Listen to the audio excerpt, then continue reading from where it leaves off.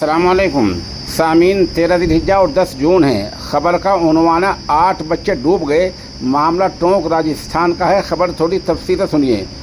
राजस्थान के टोंक में बड़ा हादसा हो गया। यहाँ बनास नदी पर बने फ्रेजर ब्रिज के पास नहाते हुए 8 बच्चे डूब गए हैं।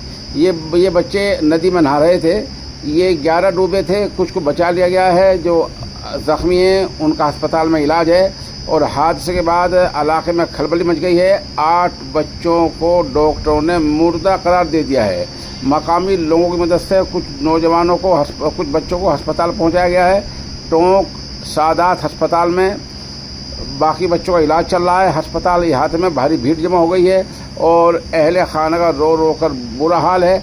बताया जा रहा है कि सभी बच्चे आपस में दोस्त हैं, जयपुर के रहने वाले हैं। अभी तक इन बच्चों की पहचान आम नहीं की गई है। इसमें बड़ा सवाल यह है कि नहाने के जगह मकामात नदी पर तय होते हैं, आखिर उन पर कोई सिक्योरिटी का इंतज़ाम क्यों नहीं हो पाता है।